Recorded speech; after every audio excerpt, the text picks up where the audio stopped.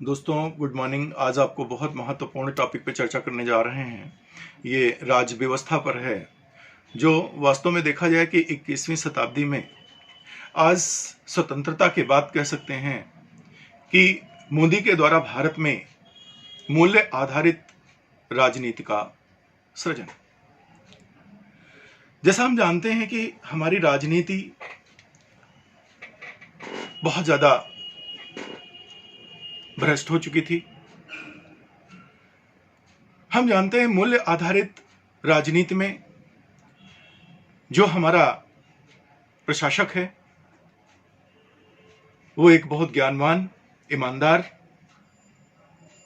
सूझबूझ से काम करने वाला, दलगत भावनाओं से ऊपर उठ करके काम करने वाला, जिसका अपना कुछ ना हो, ऐसे व्यक्तियों के हाथ में जब सत्ता आती है तो वास्तव में वो मूल्य आधारित राजनीति होती है। अरस्तु ने भी, हम जानते हैं कि अरस्तु हमारे प्रसिद्ध दार्शनिक थे, उन्होंने मूल्य आधारित राजनीति के बारे में बताया है कि जब किसी देश की सत्ता गिने चुने उन लोगों के हाथों में होनी चाहिए जो ज्ञानवान हो, परोपकारी हो, दलगत भावनाओं से ऊपर उठ करके काम कर सकें, निस्वार्थ भावना से काम करने वाले हों, वो किसी प्रकार से वैवाहिक बंधनों में बंधे ना हो और उनके पास कोई अपना रिसोर्स ना हो, उनके पास कोई अपनी अकूत संपदा ना हो। इन्हीं कारकों को उन्होंने बताया है कि यह मूल्य आधारित राजनीति है। तो दोस्तों, हम ये देखते हैं कि हमारा जब भारत स्वतंत्र हुआ, स्वतंत्रता के समय जो हमारे नेता लामबद्ध थे, अग्रिम पंक्ति पे थे, तो देखते थे उनके पास आय के रेगुलर संसाधन नहीं थे। वो लोक कल्याण के प्रति समर्पित थे, हर समय हर कुछ उसी में करते थे। और जब वो हमारे नेता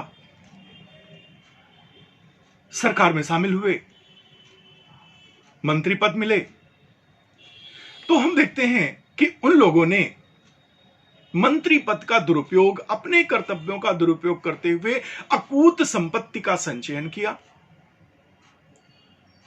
और हमें यह भी पता होना चाहिए कि जो स्वतंत्र भारत का जो पहला भ्रष्टाचार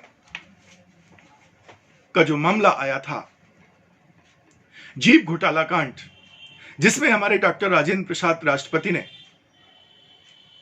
हमारे पंजाब के मुख्यमंत्री कैप्टन कैरो सिंह और हमारे केंद्रीय मंत्री मेनन को अपदस्थ कर दिया था। अब आप समझ सकते हैं कि यहां से हमने उसको जोड़ करके इसलिए बताया कि ये पॉलिटी राज व्यवस्था से संबंधित छात्रों के लिए वेरी इंपॉर्टेंट है कि सबसे पहले भारत में भ्रष्टाचार का जो केस है, जो घोटाला है, जो डायरी है, कहां से सूत्रपात हुआ? जीप घोटाला कांड से। अब मैंने अभी बताया कि स्वतंत्रता के समय से जो हमारे नेता लामबद्ध थे, अग्रिम पंक्ति पर थे, लोक कल्याण कार्यों के लिए समर्पित हुए, लेकिन उनका कोई अपना धनोपार्जन नहीं था कि कहीं से कोई साइकिल आ रहा हो। और जैसे ही वो सत्ता में पहुंचे तो अपने पदों का दुरुपयोग करके एक अकूत संपत्ति का संचयन किया, और जिसका परिणाम यह हमें बीच बीच में देखने को मिलता है। इसी तरीके से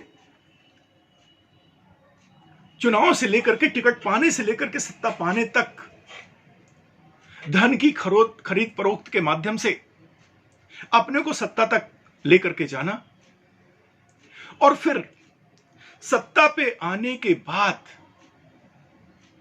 हमारे राजनीतिज्ञ और हमारे सफेद पोष नेताओं के द्वारा, हमारे नौकरशाह यानी नौकरशाही में जो नौकरशाही माफिया हैं, उनसे नैतिक और अनैतिक गठजोड़ के माध्यम से अकूत संपत्ति का संचयन करना, खजाने का दुरुपयोग करना। और यही कारण है कि आज हम देखते हैं कि एक राजनीतिज्ञ है और एक नौकरशाह है, दोनों ने मिलकर के जो हमारी मूल्य आधारित राजनीति है उसको नेपथ्य के पीछे छोड़ दिया है, उसको पर्दे के पीछे छोड़ दिया है।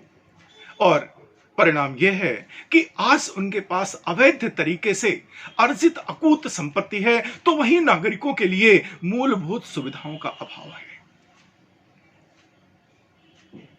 तो हम देखते हैं कि कैसे हम कह सकते हैं कि 21वीं सदी में यह स्वतंत्र भारत के बाद मोदी के द्वारा मूल्य आधारित राजनीति का सृजन किया गया है। अब हम देख रहे हैं यहां पर जो प्लूटो ने कहा है, क्या कहा है कि सत्ता देश के गिने चुने कुछ लोगों के हाथों में होनी चाहिए, जो वास्तव में शिक्षित हों, ज्ञानवान हों, परोपकारी हों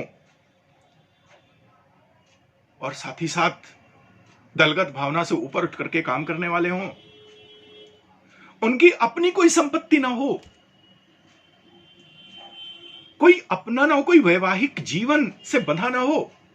ऐसी स्थिति में वो मूल्य आधारित राजनीति करने में सक्षम होगा। अगर ऐसे चुनिंदा हाथों में हम अपने देश की सत्ता देते हैं या किसी देश में सत्ता ऐसे लोगों के हाथों में होती है, तो वास्तव में वहां मूल्य आधारित राजनीति का प्रादुर्भाव माना जाएगा, मूल्य आधारित राजनीति मानी जाएगी। और वहां पर लोगों के पास अकूत संपत्ति न होकर के, धन का केंद्रीकरण न होते हुए, छोटे से लेकर के बड़े तक संपत्ति का एक अच्छा बंटवारा होगा। किसी भी व्यक्ति को मूलभूत आवश्यकताओं से वंचित होना नहीं पड़ेगा। आज हम देखते चले आ रहे हैं कि हमारे जो सफेदपोश राजनीतिज्ञ हैं, उनके पास अवैध तरीके से अकूत संपत्ति का संचयन है। उसमें ऐसा नहीं है, उसमें हमारे कुछ नौकरशाह माफिया भी, उनके संगठन के लोग भी उसमें जुड़े हुए हैं। गलत तरीके से अपना करके एक नेता टिकट लेने से लेकर के अपनी प्रधानमंत्री और मुख्यमंत्री की कुर्सी पाने के चक्कर में उस अकूत अवैधानिक संपत्ति का किस तरीके से उपयोग करके वो सत्ता पर जाता है। और यही कारण है कि फिर वो अकूत संपत्ति का संचयन करने में लग जाता है और ये भी नहीं देखता है कि हमारे जो नागरिक हैं, क्या उनको मूलभूत आवश्यकताएं पूरी हो रही हैं, क्या उनका आधारभूत स्ट्रक्चर जो हमारा किसी भी नागरिक के लिए होना चाहिए, क्या वो हो रहा है। वो अपने खजाने को पल्लवित करने में लगे रहते हैं। तो हम कह सकते हैं कि वास्तव में अब ये सिम्टम्स जो हमारे अरस्तु ने कभी बोले थे, आज स्वतंत्र भारत के बाद पहली बार ऐसा लग रहा है कि भारत में मूल्य आधारित राजनीति का सृजन होने जा रहा है। अब आप जानते हैं कि कहीं बिगड़ी हुई व्यवस्थाओं में अचानक एक आमूलचूल परिवर्तन तो नहीं आ जाता है, उसमें एक धीरे धीरे एक संभावना के तौर पर देख करके हम देखते हैं कि एक समय जब सूत्रपात होता है तो एक समय ऐसा आता है जब वास्तव में संपूर्ण प्रक्रियाओं से वो भर जाता है। यानी हम कह सकते हैं कि मूल्य आधारित राजनीति का सृजन भारत में मोदी के द्वारा हो चुका है। आज आप देख लीजिए, हमारे प्रदेश में भी सीएम के द्वारा की जा रही कमान वो भी सराहनीय है। तो आज देख रहे हैं जैसे कि अरस्तु ने कहा है कि उसका कोई भी कहीं अपना लगाव नहीं होना चाहिए, तभी वो देश के लिए अपना समय निकाल सकता है, धन खर्च कर सकता है, उसकी अपनी कोई संपत्ति नहीं है, अपना कोई जरिया नहीं है, वह वैवाहिक बंधनों से मुक्त है। आज आप देख रहे हैं कि प्रधानमंत्री और सीएम दोनों ही इस पराकाष्ठा पर खरे उतर रहे हैं। वास्तव में देखा जाए तो हम केंद्र में देखते हैं कि पीएम मोदी ने भी अपने पूरे भारतवर्ष की सत्ता कुछ गिने चुने लोगों के हाथ में दे रखी है, जहां वो समझते हैं कि ये सत्ता हमारी केंद्रित है और हम बड़े आराम से अपना शासन कर सकते हैं, उसका कोई दुरुपयोग करने वाला नहीं होगा।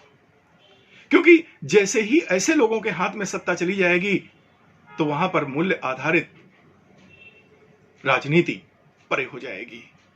मैंने पहले भी बताया है कि जो हमारे भ्रष्ट राजनीतिज्ञ हैं और भ्रष्ट नौकरशाह हैं, उनका जो गठबंधन है, जो अनैतिक पूर्ण का गठबंधन है, उसके माध्यम से अकूत संपत्ति का संचयन करके लोगों की मूल आवश्यकताओं का हनन किया जाता रहा है। लेकिन अब ऐसा लगता है कि अब भारत में पुनः 21वीं शताब्दी में आज 70 वर्षों के बाद मूल्य आधारित राजनीति का सृजन हो चुका है।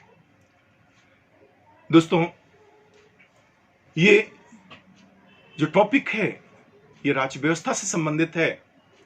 राज्य व्यवस्था से सिविल, हमारे छात्र सिविल के छात्र हैं, उनके लिए बहुत महत्वपूर्ण है। साथ में हमारे हर व्यक्ति के लिए, हर जागरूक नागरिक के लिए महत्वपूर्ण है, क्योंकि देश की एक अच्छी छवि के लिए हर एक व्यक्ति आतुर होता है, हर एक व्यक्ति जानकारी पाना चाहता है।